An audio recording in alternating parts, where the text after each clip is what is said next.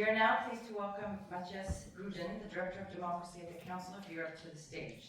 His responsibilities span education for democratic citizenship, youth cooperation, civil society, media freedom, and journalist safety, culture, and cultural heritage. The floor is yours.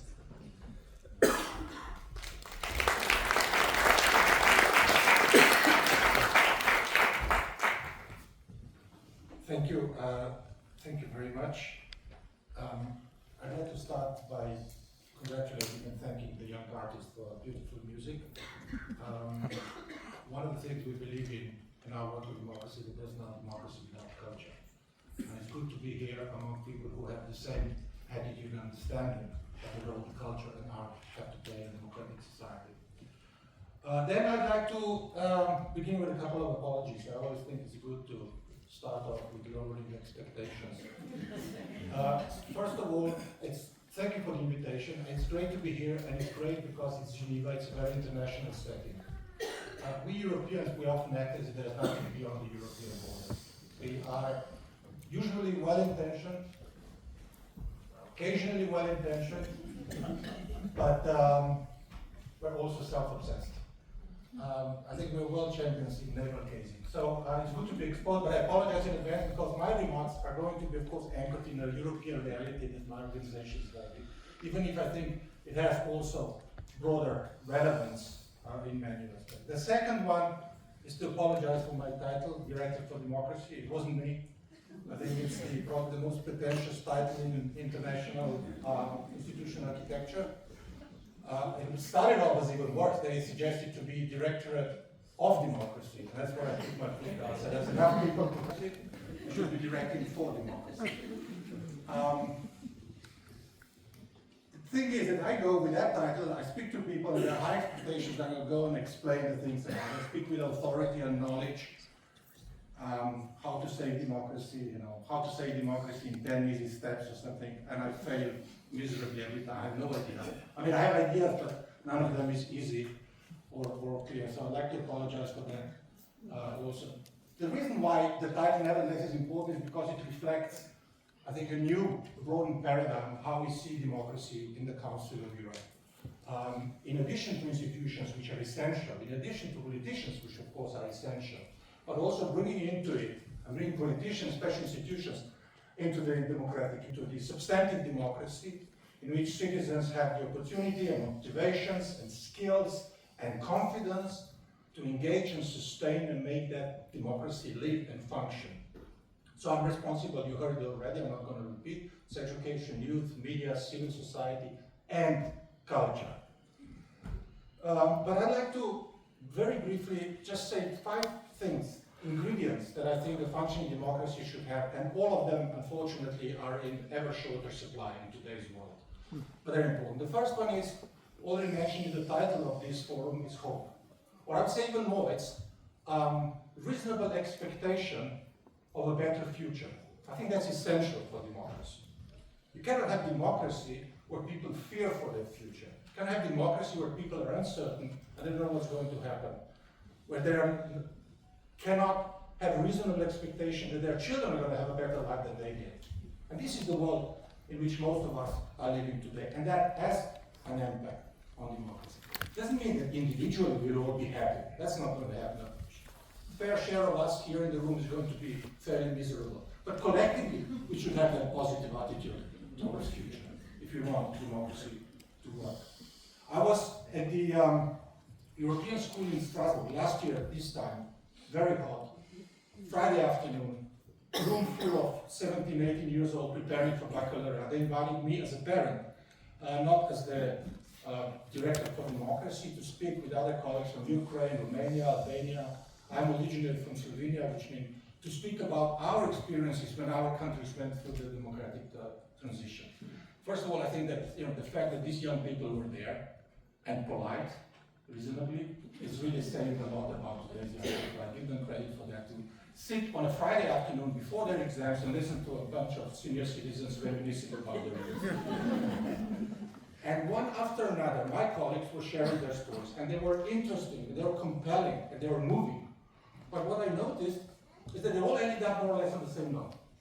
It was difficult, it was tough, but we fought for democracy, and now we have democracy. And when it was my turn, I couldn't help myself, perhaps I'm a little bit too enthusiastic. I said, don't you dare be ungrateful. Be impatient, be demanding, you have the right to be angry, be critical. First of all, be as critical as possible. So you could see the principal standing there, starting to sweat, turning to the teacher, saying, who invited this guy? So I thought I would correct it. At first I said, when I say be critical, being critical thinking is not just, disagreeing or flipping the bird to everything or anyone you don't like or disagree with. Critical thinking starts with critically testing your own opinions, your own reactions, the information that you accept and act upon. That's what critical thinking really means. But secondly, to explain why I said that you should be grateful, I grew up in Yugoslavia. It wasn't the worst of places, it wasn't the best of places. It was the most liberal of dictatorships. That's sort of, like Scandinavian prison. So it was, we were better off than my colleagues from Albania or Ukraine, Soviet Union at the time. But still, it was no picnic. But what I said, even then, when I was in their age, and when we were fighting for those democratic values, in much more difficult circumstances, we had two enormous advantages over today's generation. First of all, we had absolutely no doubt that the future is going to be free and that the future is going to be better. And secondly, we had absolutely no doubt that we are going to be a part of that change. And that is something that today's young people are in the same time. And that is decisive for democracy. So we need to start by bringing back hope and that belief in future, so it's not replaced by fear, then anger, then hate, which is happening. The second, I'll be quicker, the second ingredient for democracy is facts. And I should say a reasonable amount of reason. Maria Ressa, the journalist from Philippines who got Nobel Peace Prize 2 or 3 years back, she said, society where there's no agreement on facts, there's no democracy. And that is a fact. And I think it pretty much describes the situation in most of our countries. There's no more disagreement. We don't, not just that we don't agree on facts, we no longer agree that we should agree on facts. We live in a situation where everybody is free to select his or her own optional set of facts and choose a reality that caters to his or her emotional, ideological, and other needs. When you get there, democracy cannot function. The problem, of course, is that all this is very much emotionally driven. For different reasons, some justified injustice, some not, some perception, some reality, nonetheless it's there. And the best we could so far came up with to respond to that was a very rational response, which is a normal thing. But we need to find ways how we're going to deal with given rejection of facts, realities, reason, knowledge, science, by not adding to the tension. Because we got as far as to say, no, listen, when you talk to somebody, say, listen, your problem is that you're media illiterate and you got your facts wrong. That's not going to work. That's not how we're going to convince people democracy is great. The third ingredient is confidence, trust in democracy. Connected to the first one. People have lost trust in democracy, often based on experience, because they're disappointed, they're frustrated, not in democracy or democratic values. They're lost confidence in the way that democracy has been administered to them by politicians. They feel, an increasing number of them, that they are left out, they are marginalized, that they are not heard, that their legitimate expectation and interests are being ignored. That there's too much hypocrisy, too much double standards by people who actually have their mouths full of democratic values. And that has an impact. So you have to restore that confidence and that trust, and it's not going to be easy. How we do that? Fourth ingredient, you need integrity, you need competence, and you need effectiveness. It's an unfair fight. Democracies are in an unfair fight with authoritarian populists. Because authoritarian populists are rage farmers. The worse things are, the better it is for them, at least for some time. What democracy has to offer is effective solution to people's problems. It's tough, it's difficult, it's unfair, but it has to be done. If we really want to preserve democracy, make it more resilient. Finally, it's common decency. It's not just speaking, but practicing and showing the most fundamental, universal human values of solidarity, of respect for human dignity, of empathy, which, again, is in a very, very short supply in today's world. And instead, we live in a world where many of the political leaders are acting in a completely transactional way, where the only way he, she, or we can win is that somebody else loses, where the only way to win is to inflict pain to somebody else. Democracy cannot work under that conditions. And we're talking about politicians who consider themselves to be Democrats. So there's a lot on the plate. What is the Council of Europe doing about that? I invite you to look at our website.